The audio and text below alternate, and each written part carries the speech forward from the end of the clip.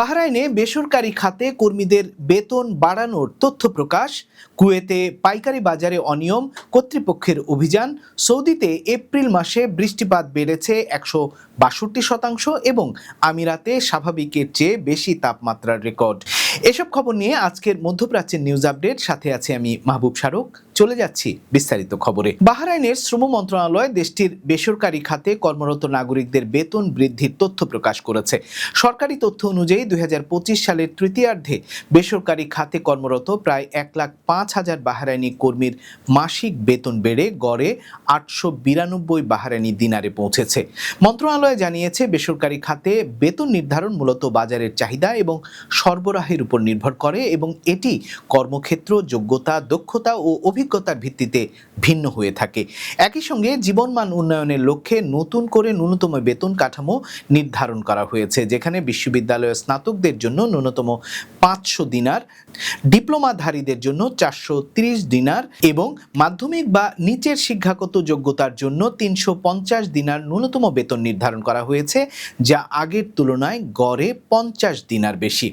এছাড়া তামকিন কর্মসূচির মাধ্যমে প্রতি বছর প্রায় ৫০,০০০ বাহরাইনিকে কর্মসংস্থান ও দক্ষতা উন্নয়নে সহায়তা দেয়া হচ্ছে এবং নিয়োগদাতাদের জন্য বেতন সহায়তা কর্মসূচিও চালু রয়েছে, যেখানে প্রথম বছরে ৭০%, দ্বিতীয় বছরে ৫০% এবং তৃতীয় বছরে ৩০% পর্যন্ত বেতন সহায়তা প্রদান করা হয়। সরকার জানিয়েছে, এসব পদক্ষেপের মাধ্যমে বেসরকারি খাতকে আরও শক্তিশালী করা এবং টেকসই এবং অর্থনৈতিক উন্নয়ন নিশ্চিত করাই তাদের মূল লক্ষ্য। বাহরাইনিদের বেতন বৃদ্ধির তথ্য প্রকাশ করলেও দেশটিতে থাকা প্রবাসীদের কোনো ধরনের বেতন বৃদ্ধির তথ্য প্রকাশ করেনি মন্ত্রণালয়। কুয়েতের সোয়াইক ইন্ডাস্ট্রিয়াল এলাকায় চলমান অভিযানে একাধিক দোকানের বিরুদ্ধে জালিয়াতি ও দাম নির্ধারণের অনিয়ম ধরা পড়েছে।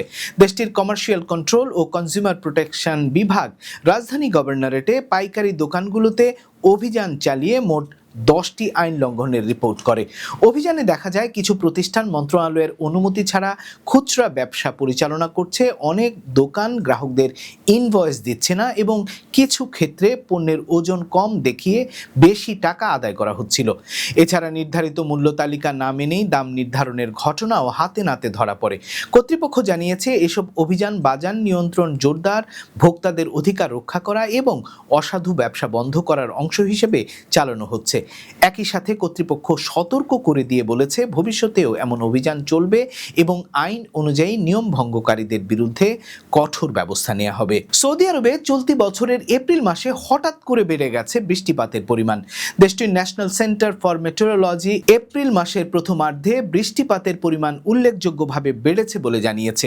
সংস্থাটির পরিসংখ্যান অনুযায়ী ১ এপ্রিল থেকে ১৬ এপ্রিল পর্যন্ত গড়ে ২০.৩ মিলিমিটার বৃষ্টিপাত রেকর্ড করেছে, যেখানে স্বাভাবিক গড় ছিল মাত্র ৭.৮ মিলিমিটার, অর্থাৎ বৃষ্টিপাত বেড়েছে প্রায় ১৬২%।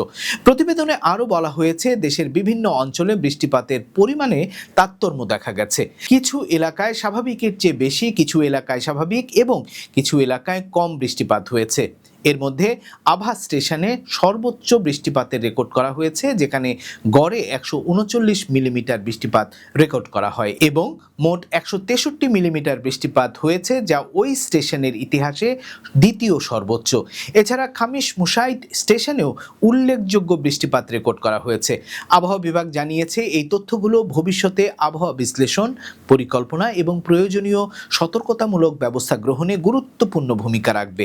সেই সাথে সাধারণ জনগণকে নিয়মিত আপডেট অনুসরণ করার আহ্বান জানানো হয়েছে। সংযুক্ত আরব আমিরাতে এপ্রিল মাসের তাপমাত্রা বেড়ে ৪০ ডিগ্রি সেলসিয়াস ছাড়িয়ে গেছে।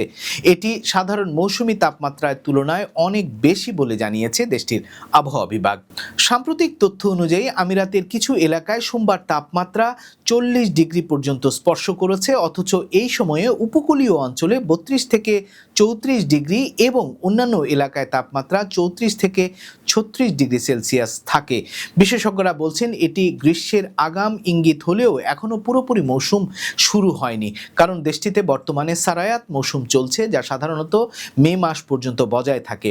এই সময়ে হঠাৎ করে বজ্রমেঘ, দমকা হাওয়া, ধূলিঝড় এবং স্বল্প সময়ে বৃষ্টিপাত দেখা দিতে পারে। আবহাওয়াবিদরা আরও জানিয়েছেন, আরব উপকূলে তৈরি হওয়া একটি নিম্নচাপের প্রভাবেই এই ধরনের অস্থির আবহাওয়া তৈরি হয়েছে, যার ফলে তাপমাত্রা বাড়ার পাশাপাশি মাঝে মাঝেই মেঘ এবং বৃষ্টির সম্ভাবনাও দেখা দিচ্ছে।